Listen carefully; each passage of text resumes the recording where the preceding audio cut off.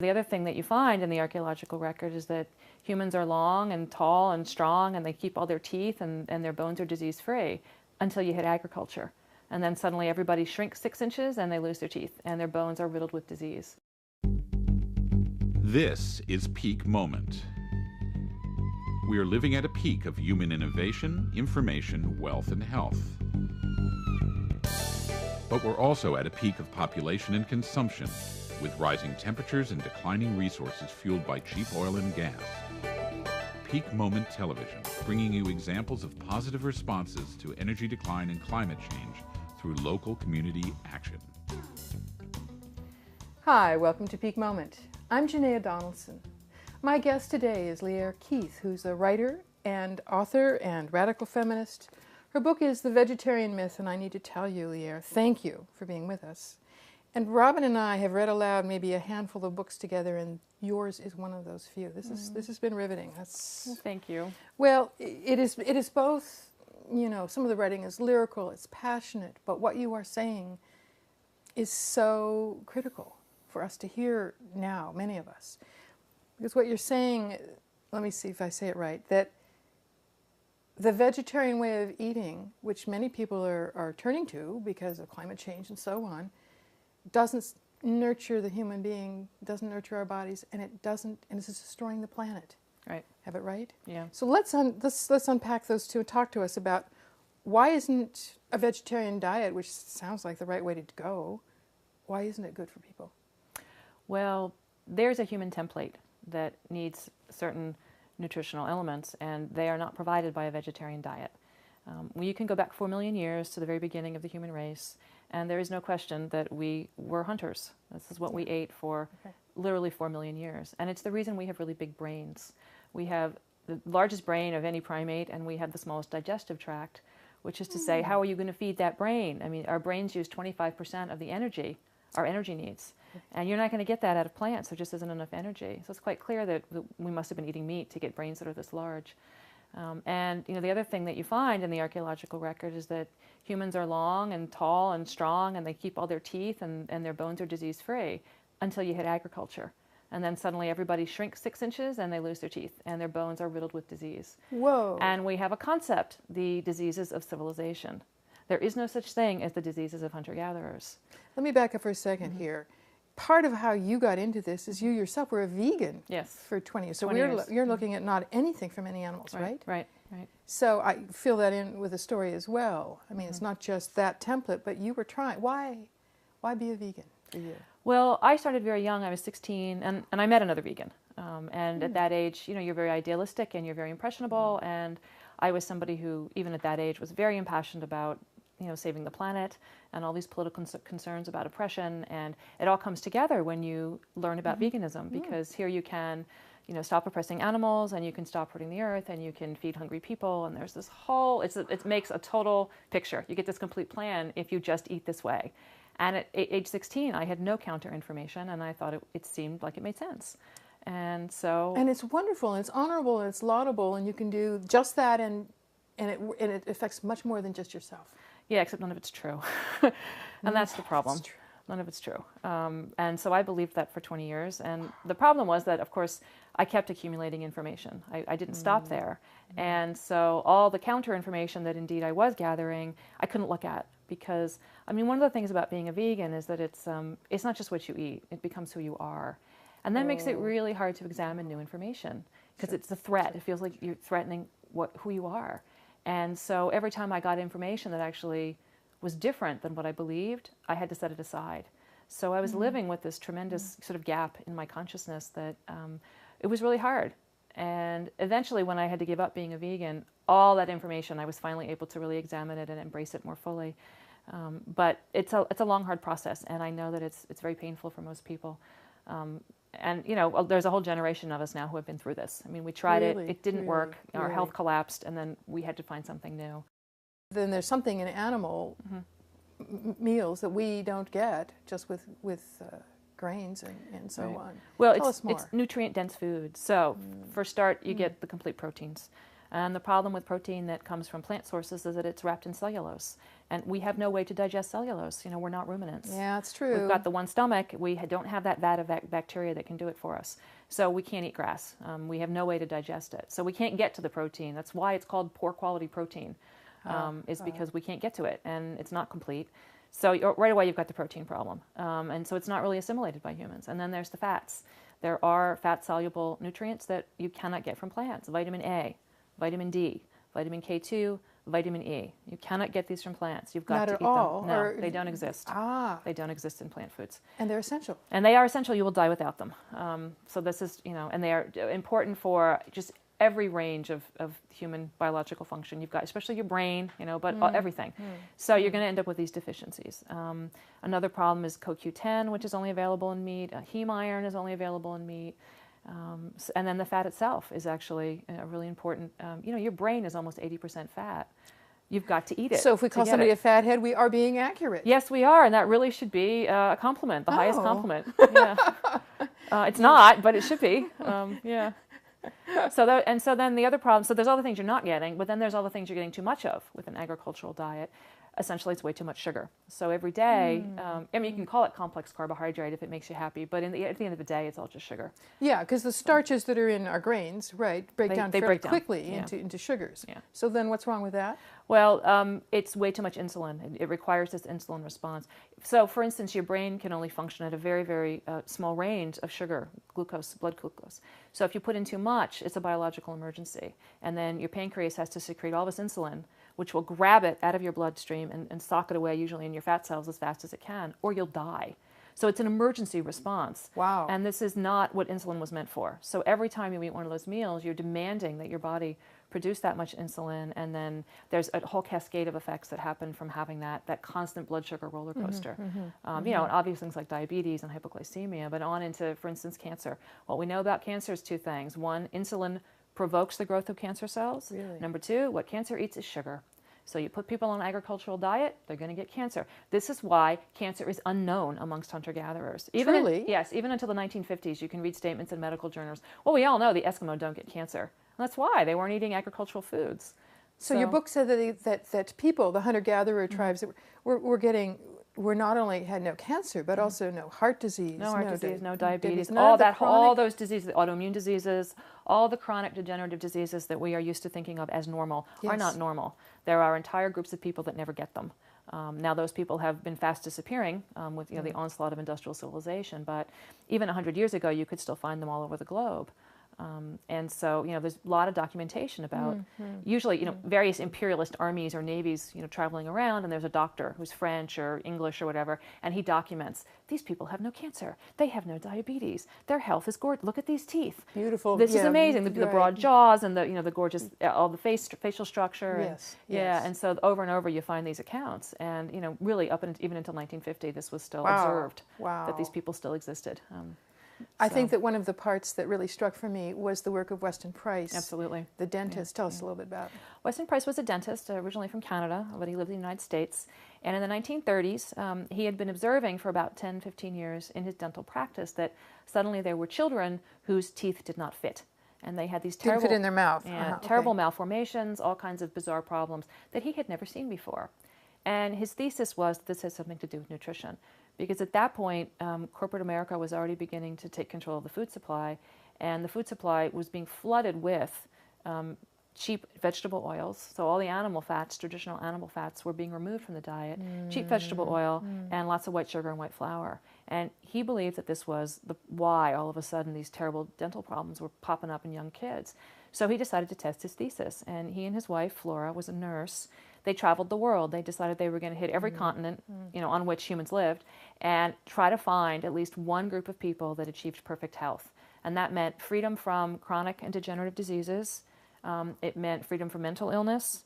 It meant ease of childbirth, generation after generation. So, women go into labor 4 hours later, there's a baby, real easy. Yeah. Whoa. Yeah, because of the beautiful bone structure. And so on every continent, he was able to find at least one group of people that met that criteria. So, and no dental, dental problems, perfect teeth, no cavities. And so he started in Europe, and he went to Switzerland up in the mountains, and he found these people. And he also went to the Outer Hebrides, way off of Scotland, and found another group of people. So they were totally free from what he called the displacing foods of modern commerce. And I think that's the displacing foods of modern commerce. And eating their traditional diets, they achieved this perfect health. And so then they spent years going from continent to continent, traveling and finding these people and then documenting it. So photography had gotten just good enough that you could travel with it. So they were actually able to take pictures. Another 10 years, it would be too late. Most of these people would have disappeared, or their cultures would have disappeared. But that was the exact moment where photography and, the survival still of traditional peoples, it was just enough overlap that he could document it. So what kind of conclusion did he come to? Well, this is his brilliance, was because the macronutrient ratios are really different. Because people living in, the Outer Hebrides are going to eat something really different than people in Central Africa. Sure. But what he realized was that it was the animal fats, especially, that the vitamin A, the vitamin D, vitamin K had not been discovered yet in the lab. He knew there was a third nutrient, but he didn't know what it was. Wow. And he's been proven correct. It was K2. So there were these three nutrients that were very condensed in animal foods, animal fats, because all these people, what was considered sacred were these animal foods. So it was usually something like raw liver or fish eggs, but it's the fattiest part of the animal is the most nutrient dense. Meat is at least 100 times more nutrient dense than vegetable matter, and the organ meats are at least 100 times more nutrient dense than the muscle meat. Wow. And in this culture right now, it's complete insanity. Nobody eats organ meats. We throw them out. Right. We're eating the stuff that people used to leave for the dogs and the scavengers. That's what we're eating. And we're giving the dogs and the scavengers the good stuff. I mean, it doesn't really make a lot of sense, but those are the most nutrient dense parts of the food. And everywhere around the world that he found these healthy people, those were the foods that they valued above all else. Usually they had sacred ceremonies involved in eating them. And so that was what he found, and it was the nutrient-dense foods, especially the fats, the fat-soluble vitamins, and then a high level of minerals as well. The human body actually can't absorb minerals without the presence of fat. Really? Yeah, and this is one of the problems with the low-fat diets, of course, and this is why you're seeing osteoporosis everywhere, and this is one of the problems I ended up with as a vegan is I have a degenerative disease of the spine, and I can tell you that's how I did it. Now I understand what happened. So, but anyway, that's the update on the Weston Price stuff. So it's great nutritional information out there. There's a wonderful group of people that have revived Weston Price. His book was taught. It was a basic text at Harvard at the med school for years, and then the sugar industry took over, and his book was taken right out of the curriculum. Literally, the sugar industry said you can't do this, and they took his book out. Whoa. So, well. I mean, are we surprised? No, not entirely, but it seems to me that the food industry has stolen good nutrition from us, because we also, I was raised with, you eat low fat and you eat vegetable fats. Right. And this puts a lie to that. I mean, people are still saying the way to lose weight is you have a low fat diet, which means you're starving everything. Yeah, right. From your brain on down. People who eat low fat diets have like 4 times the suicide rate. And not just suicide, but violent death and murder rate. So, you're not stable when you don't get enough fat. The agricultural diet, something like, 80% of the calories, or so you said, that people all over the world are getting is coming from cereal grains. Right. Why not? I mean, less carbon, you don't have all the cattle, emitting methane. That's what I would say vegetarians are probably saying, is going to be better for the planet and better for humans. Right. What they're using for those statistics is the factory farming model. And I think that we can all agree. I mean, anybody with a beating heart should know that this is just completely, it's just on every level, morally, ethically, spiritually even. I think we all can agree that factory farming has just got to go. Factory farming didn't exist until 1950. And the reason that we have it is because corn became so cheap. So you got to ask about, 5 previous questions to this. Why did corn get so cheap? Well, the Green Revolution. And what this was is people figured out how to take oil and gas and turn it into nitrogen fertilizer. So when oil and gas were cheap and abundant, it meant that fertilizer was really cheap. And then they also did a lot of plant breeding and now, of course, genetic engineering so that corn could, so that all the plants they grow, they didn't produce anywhere near as much of the cellulotic stalks and the leaves, and instead put way more energy into producing the grain itself. Right. So that's these Green Revolution crops. So put that together with the cheap fertilizer, and literally there's this mountain of corn that's produced from the 50s onward. It had nowhere else to go. I mean, it was so cheap. And from that point forward, it made economic sense to take animals off their habitat, off the farms, and essentially put them in cities. So now they live in concrete, and they're fed corn, which is not their native diet. It kills them. I mean, if you're eating grain-fed beef, you're eating a sick animal. You know, they corn-fed. Yeah, corn-fed beef. Corn-fed, yes, absolutely. Grain-fed, yes. It's the last thing. It's not their native. It kills them literally. It burns holes in their stomachs. It destroys their livers. Which is why we give them antibiotics and other stuff. Yes, exactly. It's the only way that they're going to survive those 60 days. So we are all eating sick meat. Yeah, we are. And the reason that that's possible is because of the fossil fuel. So yes, when you do these statistics based on what happens in a feedlot, it's going to look like, wow, all these resources go to this. But to back it up one more step, that's not the reason that corn is being produced. It's not because there's a demand for factory farmed animal products, and this is not an excuse for eating them, but withdrawing from factory farmed meat will not stop a single farmer from overproducing corn. The reason it's being produced is because there are 6 corporations that control the world food supply. They have a monopoly, and they're able to drive the price of corn below the cost of production. And this means that every year in farm country, these poor farmers have to produce more corn, and they still can't make a profit. So then they have to produce more, and every year there's a bigger surplus, the price goes lower, so then the next year they have to produce even more. So they're on this hideous treadmill, and the number one cause of death right now in farm country is suicide. It's suicide. There's serfs. There's no way for them to ever get ahead. And then the government steps in and provides a subsidy to keep them, just enough money so they don't go bankrupt. The corporations do not own the land, and you need to understand why. If they owned the land, they would actually have to pay the farmers a salary. And this way, and they are very upfront about this, they don't have to pay them. They said the farmers will work themselves until they're dead, and we don't have to pay them. The government steps in instead. And this is our tax dollars at work. Whoa. It's completely corrupt. That's why there's this mountain of corn. It has nothing to do with the fact that animals are being tortured in factory farms. So we've had this backwards for about 30 years. And the people who originally wrote the books about this didn't understand it because they're not from Nebraska. And so it looks like it makes sense, but it's not actually accurate. And I got to say, that's the one part of the vegetarian myth that really bears no relation to reality. Some of it at least is true to a certain extent, but this is just completely wrong. And then the other half of that is, well, if you eat this way, you'll feed the hungry people. It's not true, because it's just like Walmart. I mean, we all get this concept. Walmart comes to town. They sell everything really cheap. Right. They drive all the local businesses out, Right. and then they have a monopoly. Well, it's the same model. Cargill or Continental, these huge grain. I mean, when I say there are 6 corporations that control the world food supply, this is not some kind of, not a metaphor. I mean, this is literal. For real. This is okay? very scary. They control everything. And they can go to places like Mexico and the Philippines and poor countries, and they do what's called agricultural dumping. And that is what causes starvation, because it drives the local farmers off their land. They cannot compete. And groups like Oxfam explain, yes, American corporations can sell grain half the price that local farmers can produce it. So they're driven off their land into urban squalor. And that's what's causing world hunger. So the last place in the world that you want to put those cheap commodities is near chronically hungry people, because it's destroying those local economies the world over. So again, we've got this part of it backwards. It's kind of crazy. And it's not truly feeding people. Yes, right. We've got this other problem, which is that agricultural societies are always on overshoot. And that would include, the current situation. The problem is that as you're drawing down, agriculture is drawdown. And you need to... Yes, we'll talk about agriculture. All right, okay. Why is that even not healthy? All right, so you got to understand what agriculture is.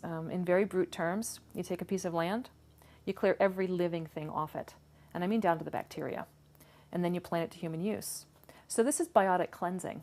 I mean, we all know what ethnic cleansing is. Yes, it is, but it's of all life. It's biocide. It's biotic cleansing. I remember you saying something like 1 million different organisms in 1 tablespoon. Yes, something. and that's what we kill when we do living. agriculture.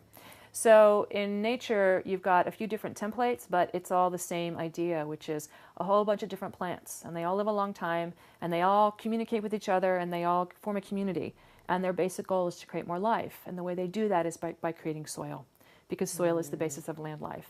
So they protect it. So all the material, whether it's trees or plants or whatever, they're protecting the soil from exposure. Their roots literally hold it in place.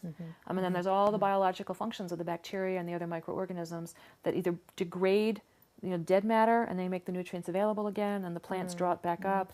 And the other thing that plants do, the perennial plants anyway, the long-lived plants, they have very deep root systems.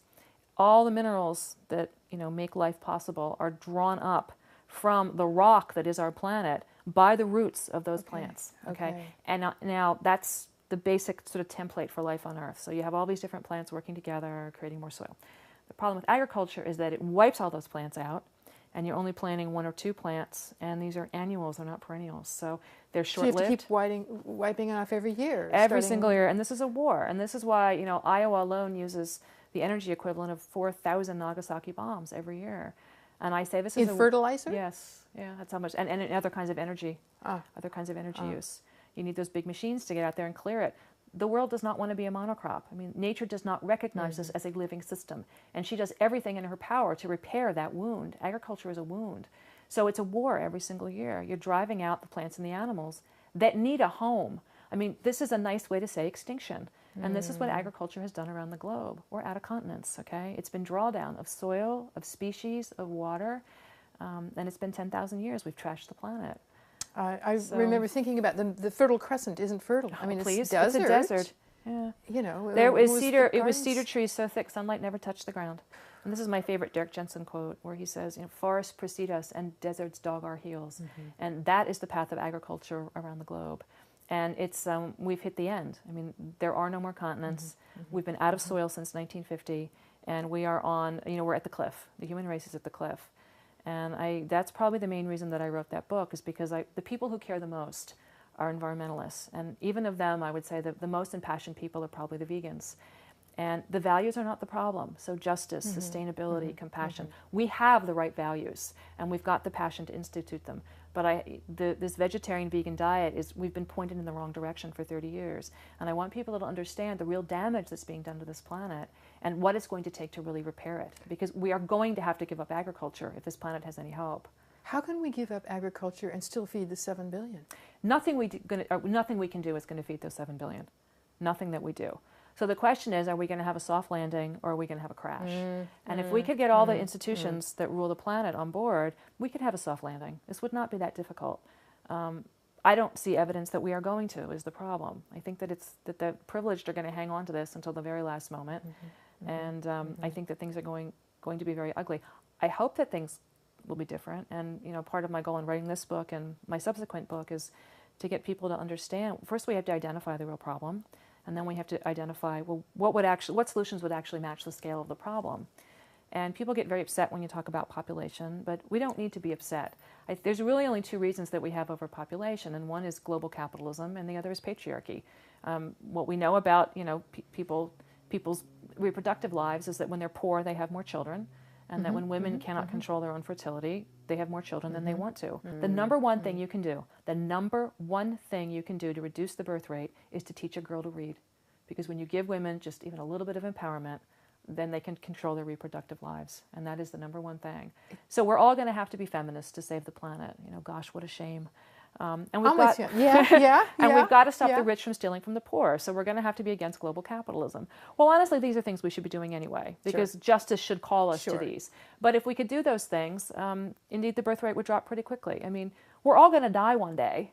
We just need to reproduce at less than replacement levels. So what you're doing is you're doing a decline. That's your soft landing. That's the soft landing. That's the soft landing. And meanwhile, having to shift our agriculture away from these huge annual grains. Right. And repair the planet. Well, this is, my slogan is repair, restore, rejoin. So we have to repair the forests and the grasslands. And then we have to restore the animal cohort that should live there. And my big passion right now is the grasslands of North America, the prairie, that we need to restore the prairie. Now, I'll walk you through one scenario here. Given enough rainfall, in a lot of areas, you can take 1 acre of land, and you can do two different things. On that acre, you can wipe everything off it, so drive everybody off, kill everybody. And I mean, like literally down to that bacteria, down to the little tiny microorganisms that are making it all possible. Kill everything. Plant it to corn, dump a whole bunch of fertilizer on it. A whole bunch of that fertilizer is going to run off, take the topsoil with it into the water, kill the local river, all the fish, everybody's dead, okay? Water table's going to keep dropping. The trees are gone now too because they can't reach the water. You're basically looking at a desert, at some point. Anyway, with all that corn that you can grow on 1 acre, you can then take it to tortured animals living on concrete, feed them that grain, and at the end of the year, you've got 2 cows that people can eat. Okay. On that acre of land, you can leave it alone. Yes. You can still have all the prairie that should be there, all the animals that need to live there. You can have all the mammals, you can have all the reptiles, you can have all the birds. Everybody gets their habitat, which is their home. They get to live there, okay? And leave the grass alone. The cows will eat the grass. So you've got all these animals living, all the plants, everybody's there making a living community. You could come back in 10,000 years, and the only difference would be a few more inches of topsoil. So it's a closed loop system. The rivers are in good shape. The water table stays the same. The soil Life is good, yeah. And at the end of the year, you've got 2 cows that can feed the same number of people. So one way kills everything. The other thing is a system that could go on forever, because it's not a system, it's a living community. So, these are our choices. It's insane. Whoa. It's insane. We took 60 million bison in this country and turned it into 40 million tortured cows and destroyed the continent in the process. It doesn't even make any sense. But this is the insanity of industrial civilization. Which actually leads us here in our last 2 minutes. Whatever else we haven't said for the wrap-up, but point is to, I want to remind people, how can they find you? LierreKeith.com, which would be easy if you could spell my name. Spell our name for us. It's Lierre. Like Pierre. Like Pierre with an L, LierreKeith.com. Okay, and good. You can get my book and everything's there. Yeah, and I want to say, this should be required reading. Oh, thank you. This should be required reading for every human. Right. For people starting out and eating, and environmentalists and people who are concerned about the planet, because you've woven together like the community you talk about, the land community you talk about, you've woven the political, the bigger picture, political, economic, all the way down to feeding ourselves. It's really beautiful how you've woven that together. Well, thank you. Is anybody turning this around yet? In small ways, not on the scale that you're talking about for resistance, but what do you see that's hopeful, that's moving in the right direction?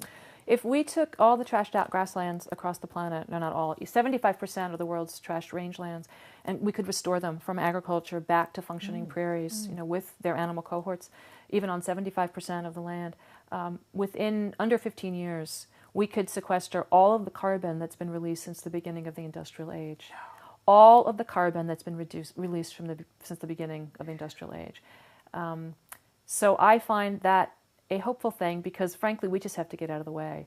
Nature will do the work for us. This planet wants to be a grassland and a forest. It does not want to be an agricultural monocrop. And if we just got out of the way, look up Chernobyl online. People haven't been living there now since the accident, and what has happened is just an incredible explosion of the return. There are plural packs of wolves at Chernobyl now, not like one wolf, plural packs. Nice. All these rare animals and birds have returned. So which is to say that in a really scary way, a nuclear disaster is better for the planet than civilization. Yeah. Because it took all the people off. I shouldn't say all the people, because who's there is the old women. There were old women who refused to leave their land, and they're not hurting anything. So you've got the old women, you've got the animals, and that's who's there. I love the picture. Yeah, exactly. The healers. It is. It's the grandmas. Yeah. Thank you. You're one of them.